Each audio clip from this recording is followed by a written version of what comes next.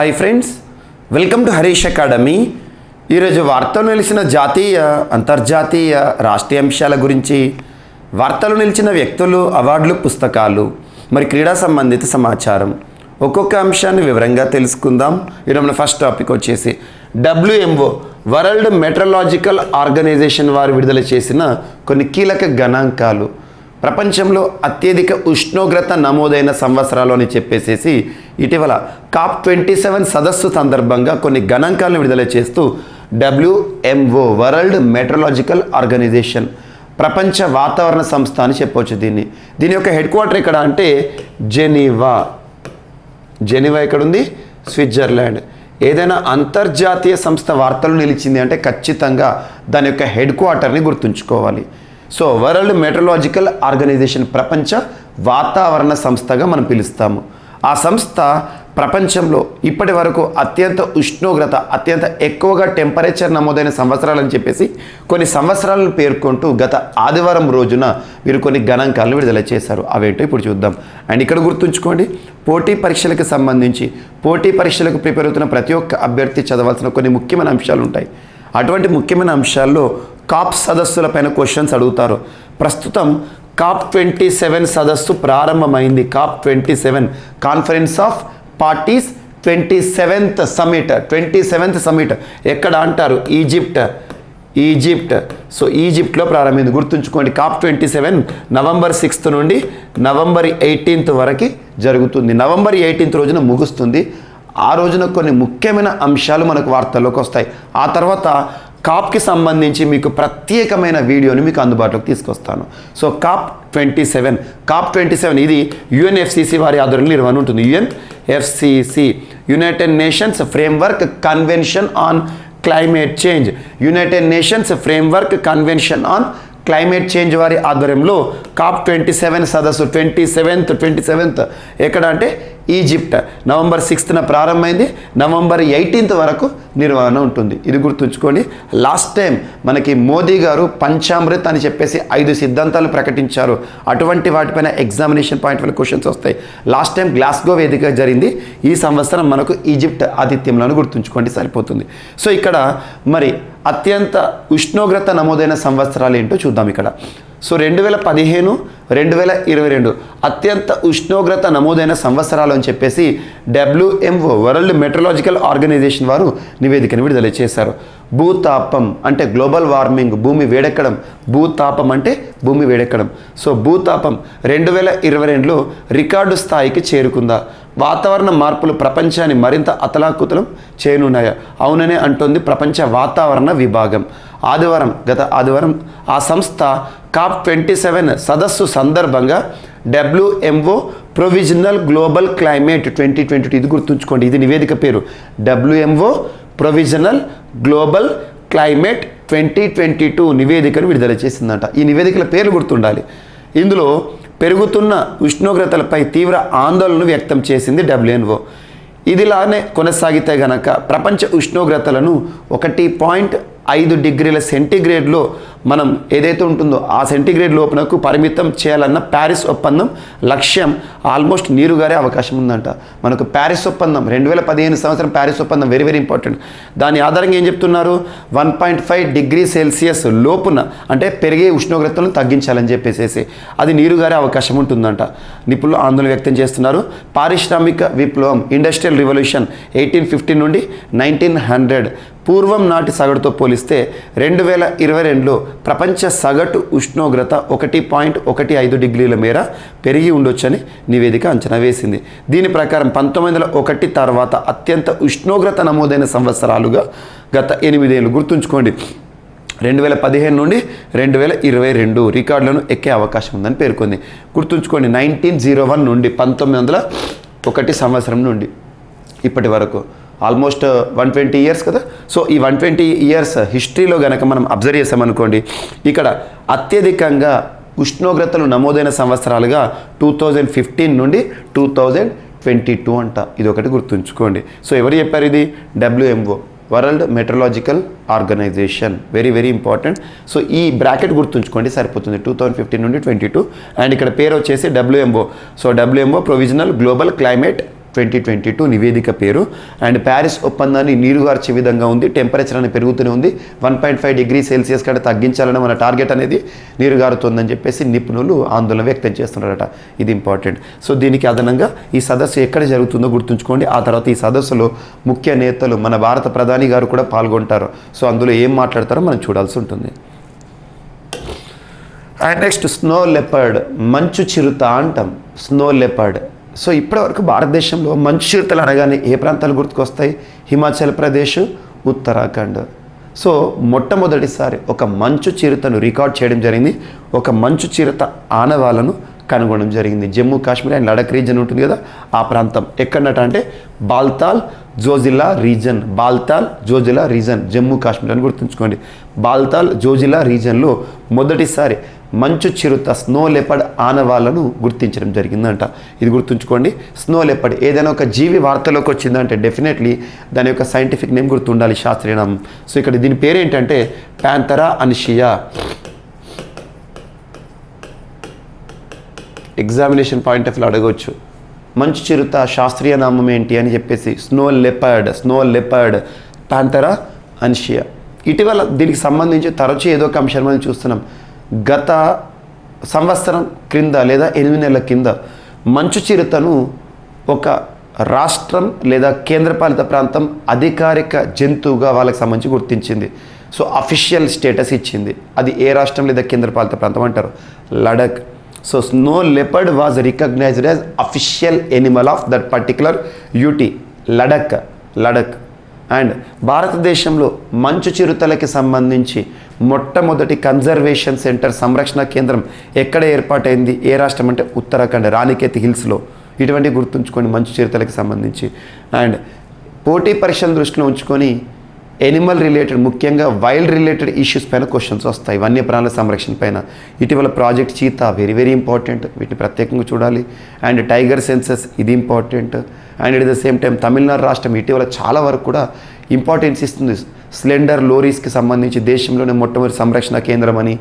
And sea cow, dugong conservation మొట్టమొదటి reserve అని చెప్పేసి ఇటువంటి వాటికి ఇంపార్టెన్స్ ఇవ్వండి. ఇక్కడ మంచు చిరుతకి సంబంధించి మొదటిసారి స్నో లెపర్డ్ రికార్డ్ ఎక్కడైందంట? జమ్మూ కాశ్మీర్లో, అంటే ఆ ప్రాంతంలో మొదటిసారి. అండ్ నెక్స్ట్ ఇప్పటి వరకు Himachal Pradesh, Uttarakhand have completed the snow leopard population assessment of India. ఇప్పటివరకు ఇక్కడ మాత్రమే మంచు చిరుతలు ఎంత ఉన్నాయని చెప్పేసి వాటి యొక్క సెన్సస్ని కూడా నిర్వహించడం జరిగిందట. కానీ మొదటిసారి జమ్మూ కాశ్మీర్ రీజన్కి సంబంధించి బాల్తాల్ జోజిలా రీజన్, ఇది గుర్తుంచుకోండి. అండ్ నెక్స్ట్ ఈరోజు ముఖ్యంగా ఈ హనీబీస్ ఉంటాయి కదా, తేనెటీగలు అంటాం. సో తేనెటీగలు, అందులో బ్లాక్ హనీబీస్ వార్తల్లోకి వచ్చాయి. దేశంలోనే మొట్టమొదటిసారి బ్లాక్ హనీబీస్ ఆనవాళ్ళను గుర్తించడం జరిగింది. సో అది ఎక్కడ చూద్దాం. సో బ్లాక్ హనీబీ, దీని యొక్క శాస్త్రీయ నామం ఖచ్చితంగా గుర్తుంచుకోవాలి.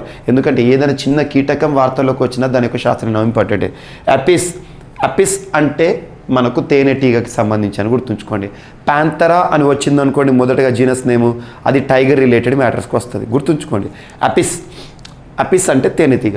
ఈ అపిస్లో ఈరోజు కనుగొనబడిన నల్ల తేనెటీగల యొక్క సైంటిఫిక్ నేమ్ ఏంటంటే కరింజోడియన్. అపిస్ కరింజోడియన్ ఇటీవల వార్తలు నిలిచింది. అది ఏంటి అంటే అపిస్ మెల్లిఫెరా, ఇవన్నీ మనం చూస్తూ ఉంటాం. అపికల్చర్, సో తేనెటీగల పెంపకం ఇటువంటిది. సో అపిస్ కరింజోడియన్ ఇటీవల వార్తలు ఇచ్చింది, అది తేనెటీగలు. ఏ తేనెటీగలు? బ్లాక్ తేనెటీగలు. ఎక్కడ కనుగొన్నారు దీన్ని అంటే వెస్టర్న్ ఘాట్స్లో వీటి యొక్క ఆనవాళ్ళు బయటపడ్డాయి. వెస్టర్న్ ఘాట్స్, పశ్చిమ కనుమలు. వెస్టర్న్ ఘాట్స్ అనే మనకి ఎక్కడ వస్తాయి? ముఖ్యంగా గోవా, కర్ణాటక, కేరళ, తమిళనాడులోని కొంత భాగం. అక్కడ ఈ తేనెటీగల యొక్క ఆనవాళ్ళను గుర్తించారంట. వీటితో భారతదేశంలో ఇప్పటివరకు 3 రకాల తేనెటీగలు ఏవైతే ఉంటాయో వాటిని ఆనవాళ్ళు మనం పూర్తి చేయడం జరిగింది. అపిస్ కరింజోడియన్ ఈరోజు వార్తలోకి వచ్చింది. అపిస్ ఇండికా ఎర్లియర్ భారతదేశంలో గుర్తింపు పొందిన తేనెటీగలు. అండ్ వాటితో పాటు ఎపిస్ సెరానా ఇప్పటికే భారతదేశంలో ఉన్నాయి. సో 3 రకాల తేనెటీగలు ఉన్న ప్రత్యేకమైన దేశంగా మన భారతదేశం వార్తలోకి వచ్చింది. గుర్తుంచుకో, ఇది కొత్తది, దీని పేరు గుర్తుంచుకోండి, Apis karinjodian. And next Goa. So Goa రాష్ట్రానికి సంబంధించి ఇటీవల ముగిసిన ఒక ఫెస్టివల్ వార్తలోకి వచ్చింది. సో ఇటీవల ముగిసిన అంటున్నాను, ఇటీవల దానికి సంబంధించిన లోగో ఆవిష్కరణ ముగిసింది. రానున్న జనవరి మాసంలో ఈ ఫెస్టివల్ నిర్వహించబోతున్నారంట. అదేంటో చూద్దాం. Goa to organise first of its kind, మొట్టమొదటిసారి purple fest purple fest very very important. Purple fest. ఇటీవల పర్పుల్ ఫెస్ట్ అనే ఒక ప్రత్యేకమైన వేడుకల నిర్వహణకి సంబంధించి వార్తలు నిలిచిన రాష్ట్రం ఏది అంటారు? So Goa. Very very important, Goa. ఇక్కడ పర్పుల్ ఫెస్ట్ ఉద్దేశం ఏంటంటే ఇది ఏదో రంగుల పండుగ కాదు, ముఖ్యంగా ఎవరికి సంబంధించింది అంటారు? Persons with disability. Persons with disability, దివ్యాంగులు అంటాం. సో దివ్యాంగులకి సంబంధించి నిర్వహణ, దీనికి సంబంధించిన లోగోని ఆవిష్కరించారు గోవా రాష్ట్ర ముఖ్యమంత్రి. గోవా రాష్ట్ర ప్రభుత్వానికి సంబంధించి నిర్వహణను గుర్తుంచుకోండి. దీని యొక్క ఉద్దేశం, ఈ ఫెస్టివల్ యొక్క ఉద్దేశం ఏంటంటే సొసైటీలో ఒక మార్పు తీసుకురావాలి, ముఖ్యంగా దివ్యాంగులను వారు చూసే కోణంలో మార్పు తీసుకురావాలి. సో దివ్యాంగులకు ప్రత్యేక అవగాహన కల్పించాలి, దివ్యాంగుల పట్ల సమాజానికి అవగాహన కల్పించాలి. సో వారికి సంబంధించి ముఖ్యంగా దివ్యాంగులకు సంబంధించిన ఒక ప్రత్యేకమైన ఫెస్టివలే ఇక్కడ మనకు purple festival. So it aims to change the society's perspective of disability and collaborate with the PWD, persons with disability, to remove their barriers. వారికి ఉన్న అడ్డంకులను తొలగించాలి. ఎవరికి ఉన్న అడ్డంకులు? దివ్యాంగులకు సంబంధించిన అడ్డంకులను తొలగించాలి. సమాజం వారి పట్ల చూసే దృక్పథాన్ని మార్చాలి. సో వారిని సమాజంలో మమేకం చేయాలని చెప్పేసి ప్రత్యేకంగా నిర్వహించే ఒక వేడుక purple festival. And next ADB, Asian development bank, Asia అభివృద్ధి బ్యాంక్ అంట, మాండలియాంగ్ హెడ్ క్వార్టర్గా పనిచేస్తుంది. ఏడిబి ఇటీవల భారతదేశానికి సంబంధించి $350 మిలియన్ రుణాన్ని మంజూరు చేసింది. రుణాన్ని, loan, $350 million loan to India. A state కోసం అంటే మహారాష్ట్ర. మహారాష్ట్రలో రోడ్డు కనెక్టివిటీని విస్తృతం చేయాలి, రహదారి అనుసంధానము అండ్ రహదారి అభివృద్ధి కార్యక్రమాల కోసం ఈ నిధులను ఖర్చు చేయబోతున్నారంట. సో గుర్తుంచుకోండి, ఏషియన్ డెవలప్మెంట్ బ్యాంక్ ఇటీవల మహారాష్ట్రలో రహదారుల అభివృద్ధి కార్యక్రమం కోసం ఎంత మొత్తంలో రుణాన్ని మంజూరు చేస్తూ వార్తలోకి వచ్చింది అంటే $350 million. And next national tribal dance festival ఈరోజు ప్రత్యేకంగా వార్తలోకి వచ్చింది. National tribal dance festival. So national అంటే జాతీయ, ట్రైబల్ అంటే గిరిజనులు, డ్యాన్స్ నృత్య, ఫెస్టివల్ వేడుకలు. So national tribal dance festival ఎక్కడ అంటే రాయ్పూర్, ఛత్తీస్గఢ్. సో ఛత్తీస్గఢ్లోని రాయ్పూర్లో ఇటీవల నిర్వహణతో వార్తలకు వచ్చింది. Ministry of tribal welfare and Chhattisgarh రాష్ట్ర ప్రభుత్వం సంయుక్తంగా నిర్వహించిన వేడుకలు. జాతీయ వేడుకలపైన ప్రత్యేక శ్రద్ధ చూపండి. జస్ట్ ఇక్కడ గుర్తుంచుకోవాల్సింది place, national tribal dance festival 2022 ఎక్కడ? రాయచూర్, ఛత్తీస్గఢ్. అండ్ నెక్స్ట్ ఈరోజు వార్తల్లో వ్యక్తుల విషయానికి వస్తే, సో వార్తల్లో వ్యక్తులు. సో ఫస్ట్ పర్సన్ ఈరోజు జస్టిస్ రితురాజ్ అవస్థి. రితురాజ్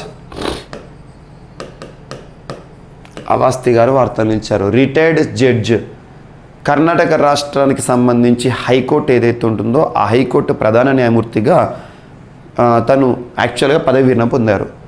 తనకు సంబంధించి ఈరోజు ఇంపార్టెంట్ ఏంటంటే లా కమిషన్, భారతదేశంలో లా కమిషన్ చైర్పర్సన్గా నియమితులవుతూ వార్తలు ఇచ్చారు. Very very important bit. Law commission chairperson ఎవరు? ప్రస్తుతం ఎన్నో లా కమిషన్ ఇలా అడుగుతారు. లాస్ట్ లా కమిషన్ 2018 తర్వాత 4 ఏళ్ల తర్వాత ఈరోజు లా కమిషన్కి చైర్పర్సన్ నియమించడం జరిగింది భారత ప్రభుత్వం. ఆ చైర్పర్సన్ ఎవరు? రితురాజ్ అవస్థి. సో లాస్ట్ 2018లో 21st law commission time tenure అయిపోయింది. ఆ తర్వాత ఇది 22nd లా కమిషన్గా మనం చెప్పొచ్చు.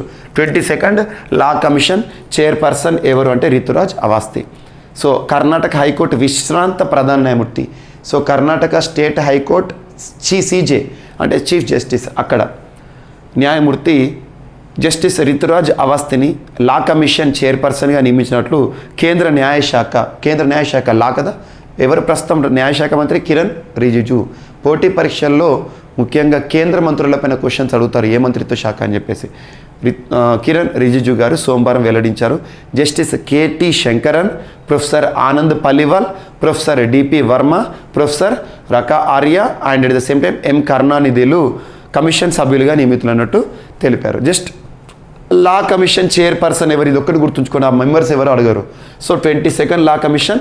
సో రితురాజ్ ఏ సంవత్సరం తర్వాత వచ్చింది? 2018 తర్వాత మళ్ళీ లా కమిషన్ వార్తల్లోకి వచ్చింది. Very very important. అంటే ఏం చేస్తారంటే భారతదేశంలో లా రిలేటెడ్ మ్యాటర్స్ని రికమెండ్ సిఫార్సులు చేయడం కానివ్వండి, ఇవన్నీ చేస్తారు. నెక్స్ట్ ఈరోజు ఒక కమిటీ వార్తలోకి వచ్చింది. Government to set up national drugs database to monitor quality. భారతదేశంలో ఔషధ నియంత్రణ దృష్టిలో ఉంచుకొని ఔషధానికి సంబంధించి మెడిసిన్ రిలేటెడ్ రెగ్యులేషన్స్ని మరింత విస్తృతం చేయడానికి, అధ్యయనం చేసి భారత ప్రభుత్వానికి సిఫార్సులు చేయడానికి ఒక ప్రత్యేకమైన కమిటీ. ఆ కమిటీ హెడ్ ఎవరంటే ఏకే ప్రధాన్. ఆ కమిటీ పేరు ఏంటంటే constitution of a committee for preparation of national drugs database. National drugs డేటాబేస్ని సిద్ధం చేయడం మరియు వాటికి సంబంధించి నియంత్రణలు, నిర్వహణకి సంబంధించి ప్రభుత్వానికి సిఫార్సు ఇవ్వడానికి ఒక ప్రత్యేకమైన కమిటీ వేశారు. ఆ కమిటీకి హెడ్ ఏకే ప్రధాన్. సో ఈరోజు మన నెక్స్ట్ టాపిక్ వచ్చేసి వార్తలు నిలిచిన పుస్తకం. ఇంజనీర్డ్ ఇన్ ఇండియా అనే ఒక పుస్తకం వార్తల్లోకి వచ్చింది. Engineered in India. ఈ పుస్తకం యొక్క రచయిత ఎవరంటే బివిఆర్ మోహన్ రెడ్డి. బివిఆర్ మోహన్ రెడ్డి గారు రాసిన ఒక నూతన పుస్తకం engineered in India. So engineering background సంబంధించి తన యొక్క అనుభవాలను ఇతివృత్తంగా చేసుకొని రాయబడిన పుస్తకం. From dreams to building $1 billion Cyient. So Cyient company మనందరికీ తెలుసు. సో ఈ పుస్తకాన్ని పెంగ్విన్ పబ్లికేషన్స్ వారు విడుదల చేశారు. జస్ట్ ఇక్కడ గుర్తుంచుకోవాల్సింది ఏంటంటే పుస్తకం పేరు, ఆథర్ నేమ్ సరిపోతుంది. ఇంజనీర్డ్ ఇన్ ఇండియా అనే ఒక పుస్తకాన్ని రచించిన వ్యక్తి పేరు ఎవరు అంటే సో బివిఆర్ మోహన్ రెడ్డి గారు. సో ఇవి మనకు ఈరోజు వార్తలు ఇచ్చిన అంశాలు. సో ఫస్ట్ అత్యంత ఉష్ణోగ్రత నమోదైన సంవత్సరాలని చెప్పేసి 2015 to 2022 వార్తలు నిలిచింది. వరల్డ్ మెట్రలాజికల్ ఆర్గనైజేషన్ వారు విడుదల చేసిన గణాంకాలు. And second snow leopard. మొట్టమొదటిసారి స్నో లెపర్డ్ని జమ్మూ కాశ్మీర్ ప్రాంతంలోని బాల్తార్ జోజిలా రీజన్లో గుర్తించారు ఆనవాళ్ళను. And black honeybee. వెస్టర్న్ ఘాట్స్లో బ్లాక్ హనీబీ అనే అంశం. అండ్ నెక్స్ట్ పర్పుల్ ఫెస్ట్ అనే ఒక అంశం దివ్యాంగులకి సంబంధించిన ప్రత్యేకమైన వేడుక. అండ్ ఏషియన్ డెవలప్మెంట్ బ్యాంక్ మహారాష్ట్రలో రోడ్ కనెక్టివిటీకి సంబంధించి $350 మిలియన్ రుణంగా మంజూరు చేసింది. And national tribal dance festival ఎక్కడ అంటే Raipur, Chhattisgarh. And next law commission చైర్పర్సన్గా జస్టిస్ రితురాజ్ అవస్థి గారు నియమితులతో వార్తలించారు. And next constitution of a committee for preparation of national drugs database. Drugs database related ఒక కమిటీని భారత ప్రభుత్వం అపాయింట్ చేసింది. ఆ కమిటీకి హెడ్గా ఏకే ప్రధాన్ గారు. And next engineered in India అనే ఒక పుస్తకం వార్త నిలిచింది. బివిఆర్ మోహన్ రెడ్డి గారు ఆథర్గా ఉన్న ఒక పుస్తకం. సో ఇవి ఈరోజు వార్తలు నిలిచిన అంశాలు. మిస్లెనియస్ అంశాలు ఏమైనా మిగిలిపోతే మాత్రం రేపటి క్లాస్లో జోడించి మళ్ళీ నేర్చుకుందాం. రేపు కలుద్దాం. Thank you.